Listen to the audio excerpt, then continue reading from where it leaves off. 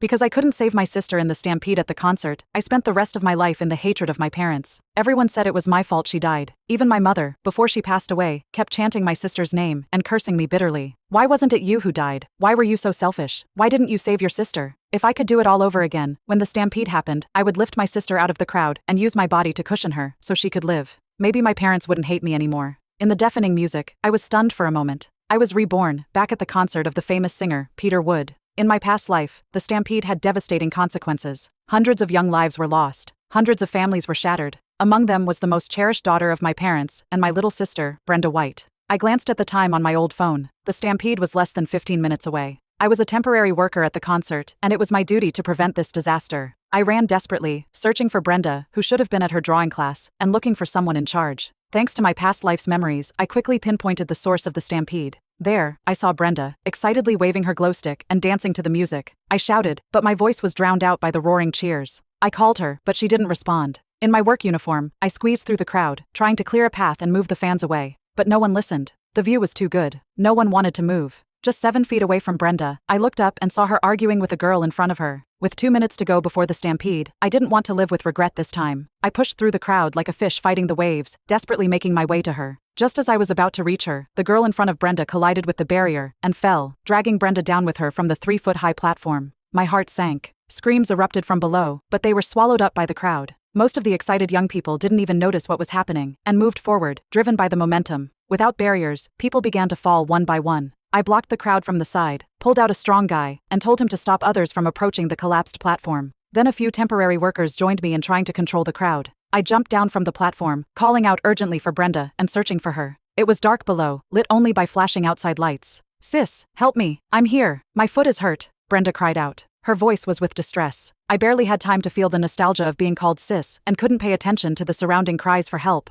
I held her up by her waist, trying to lift her. She was still crying and complaining, not wanting to stand up. The concert reached its climax, and fans were so focused on their idols that they surged forward like a wave. The staff couldn't stop them. It was too late. "Brenda, if you don't want to be crushed down here, get up immediately. I'll get you out," I said. Perhaps my urgent and fierce expression scared her, or maybe seeing people falling from above made her realize the severity of the situation. Her eyes flashed with panic. She grabbed onto me and stood up. She ordered, "Rose, I'm the star daughter of my parents. You promised them you'd take care of me. You have to get me out." I ignored her, scanning the area for any way to climb up or tools. If we didn't get out soon, the whole platform would collapse. I crouched down and grabbed Brenda's legs. "I'll lift you while you stretch out to find something to climb up on," I said. As soon as I lifted her, someone above kicked her in the face, and she fell back down. She covered her face unhappily. "It's not high enough, and there are too many people up there. You crouch down, and I'll step on your shoulders to get up," she grumbled. I couldn't quite describe how I felt, but to save her life, I did as she asked. Even though I was 4 years older than Brenda, I was weaker. Her feet on my shoulders felt like they were grinding my bones. I pushed against the ground and held myself up, slowly lifting her higher. "Higher, higher," Brenda urged. She stepped heavily on my right shoulder. My legs trembled.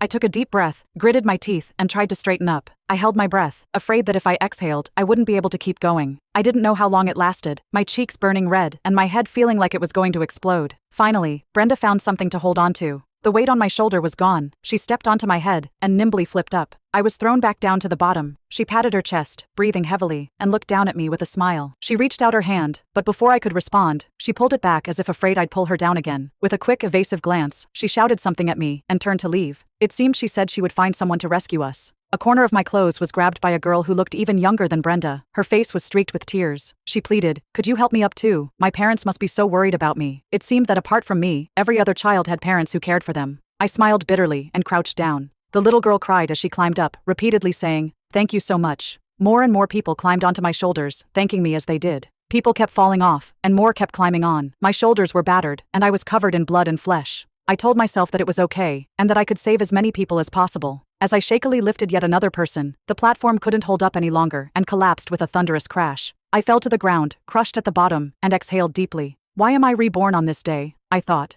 Maybe it was because the unresolved obsession and pain I experienced made me lose the courage to continue living. Seeing Brenda's relieved smile, I felt a sense of peace. I quietly waited for the air in my lungs to be squeezed out, closed my eyes calmly, and felt no more regrets. "Mom, Dad, I saved Brenda this time. You won't hate me anymore, right?" I thought. I never believed in ghosts or deities, but my soul drifted uncontrollably to one place. The concert had ended abruptly due to the sudden stampede. I saw Brenda. She looked panic-stricken, pulling out a box of mixed paint from her bag to smear it on her clothes and hands. She then waved down a taxi, jumped in, and headed to the same place I was drifting towards. When I floated back home, Brenda was already sprawled on the couch, excitedly playing on her phone. Without looking up, she shouted, "Mom, clean my shoes and wash my clothes. They're covered in paint." Our mother replied, "Sure dear, you've had a tough day. I've made you some chicken soup. It'll be ready soon." She stirred the chicken soup in the pot with a ladle, smiling as she poured a bowl, and set it under the fan to cool. I floated behind Brenda and saw her editing the concert video, preparing to post it on social media. Our dad cut a whole plate of peeled watermelon, stuck a small fork in it, and placed it on the coffee table, feeding her a bite with affection. Our mom looked at the pile of shoes, bags, and dirty clothes Brenda had thrown around.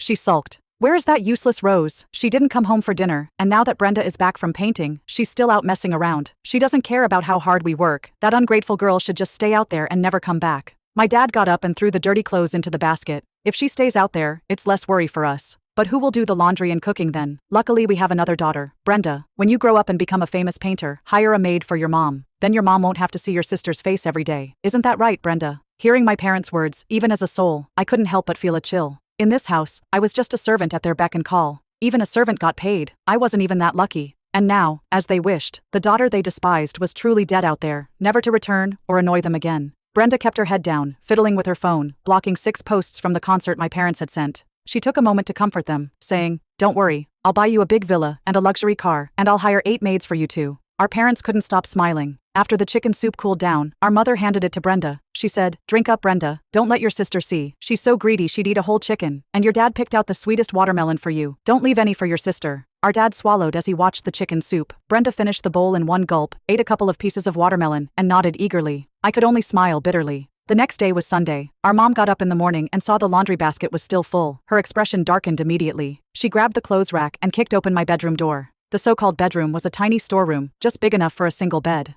I used to have a bedroom, but it became Brenda's art studio later. Seeing the room empty, my mother was furious. She barked, "That damn girl, staying out all night. When she comes back, I'll break her legs." She threw the clothes rack down and called me. Of course, she couldn't reach me. She cursed, and then, with my dad who had just woken up, cursed at me again. They only stopped when the noise woke Brenda. She angrily snapped at them. Brenda said, "I'm hungry," and they scrambled to make her breakfast. I felt a bit of relief, finally free from preparing different breakfasts for them. At the table, there were 2 bottles of milk. One was for Brenda to drink, and the other was for her to wash her hands. "Thanks, Mom. I haven't had your breakfast for so long. Yours is the best," Brenda cooed. Our parents were delighted. Brenda was always the beautiful, cute, and talented one. She was the pride of the family. No matter how hard I tried, like representing the school at a physics competition and having the potential to be admitted by a top school, I was just a bookworm to them. They wouldn't give me money for the competition, so I had to earn it myself. In my last life, I made some money working at a concert, but Brenda died in a stampede. In the end, I missed the competition. On the eve of the college entrance exam, they forbade me from going. They blamed me for not saving Brenda and saying I didn't deserve to go to college or live a good life. I explained to them that I didn't know Brenda had sneaked into the concert and that I would have saved her if I'd known. They wouldn't listen and made me apologize to Brenda's body. After breakfast, our mom urged our dad to do the dishes and grumbled about the dirty clothes before lounging on the sofa with her phone. The news about the concert stampede was all over social media. She shook her head as she watched.